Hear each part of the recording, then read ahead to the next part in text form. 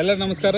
ಇವತ್ತು ನಮ್ಮ ಈ ಒಂದು ಹೊಸ ಪ್ರಯತ್ನಕ್ಕೆ ನಮ್ಮ ಇಲ್ಕಲಿನ ಯುವ ನಾಯಕರಂತಲೇ ಹೇಳ್ತೀವಿ. ಸದಾ ಯಾವತ್ತು ಎಲ್ಲಿ ಕಷ್ಟ ಇರ್ತೈತೆ ಅಲ್ಲಿ ತಮ್ಮ ಮುಂಚೂಣಿಯಲ್ಲಿ ಇರ್ತಾರೆ ಬಸನಗೌಡ ಪಾಟೀಲ್ ಸರ್.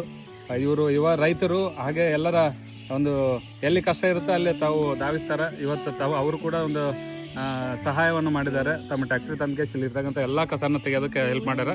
ಅವರಿಗೆ ನಮ್ಮ ಎಲ್ಲ ಹಳೆಯ ವಿದ್ಯಾರ್ಥಿಗಳ ಸಂಘದ ಪರವಾಗಿ ಧನ್ಯವಾದ ಹೇಳ್ತೀವಿ. ಅವರು ಒಂದೆರಡು ಮಾತು ಮಾತಾಡೋದು. ನಮಸ್ಕಾರ.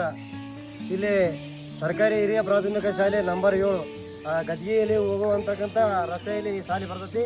ನೀವು ನೋಡ್ತಿರ್ಬೋದು ಶಾಲೆ ಯಾವ ರೀತಿ ಇದು ಎಲ್ಲ ಮಾಡಬೇಕಂತ ಹೇಳಿ ಈ ಶಾಲೆಯಲ್ಲಿ ಕಲ್ತಿರತಕ್ಕಂಥ ಹಳೆಯ ವಿದ್ಯಾರ್ಥಿಗಳು ಒಂದು ಸಂಘ ಮಾಡ್ಕೊಂಡು ಏನು ಮಾಡಾಕತ್ತಾರಪ್ಪ ಅಂತಂದ್ರೆ ಇದನ್ನ ಶಾಲಾ ಅಭಿವೃದ್ಧಿ ಕಾರ್ಯಕ್ರಮವನ್ನು ಹಮ್ಮಿಕೊಂಡಿದ್ದಾರೆ. ಹಾಗಾಗಿ ಇವತ್ತು ನಾನು ಬಂದಿದ್ದೀನಿ.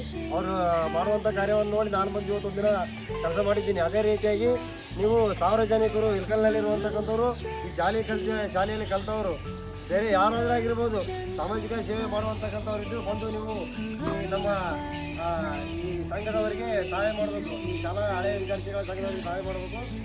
ನಿಮ್ಮ ಕೈಲಾದಂಥ ಸಹಾಯವನ್ನು ಬಂದು ಮಾಡಿ ಈ ಸರ್ಕಾರಿ ಶಾಲೆಗಳನ್ನು ಉಳಿಸಿದ್ರಪ್ಪ ಅಂತಂದ್ರೆ ಮುಂದಿನ ದಿನದೊಳಗ ಸರ್ಕಾರಿ ಶಾಲೆಯಲ್ಲಿ ಅವರು ಮಕ್ಕಳನ್ನ ಹಚ್ಚೋಳಕ್ಕೆ ಅನುಕೂಲ ಆಗ್ತೈತಿ.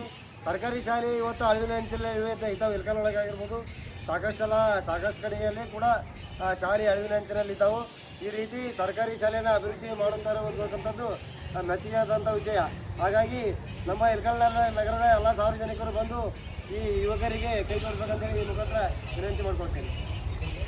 ಧನ್ಯವಾದಗಳು ಸರ್. ನಿಮ್ಮ ಸಹಾಯಕ್ಕೆ ನಾವು ಸದಾ ಚಿರಋಣಿಯಾಗಿದ್ದೀವಿ.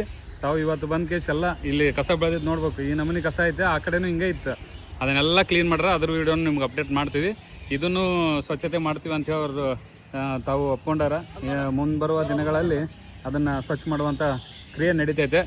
ಅವರಿಗೆ ನಮ್ಮ ಹಳೆಯ ವಿದ್ಯಾರ್ಥಿಗಳ ಸಂಘದ ಪರವಾಗಿ ಹೃದಯಪೂರ್ವಕ ಧನ್ಯವಾದ ಸರ್. ತಮ್ಮ ಸೇವೆ ಸದಾ ನಮ್ಮ ಜೊತೆ ಹಿಂಗೆ ಇರಲಿ ಸರ್. ಧನ್ಯವಾದಗಳು.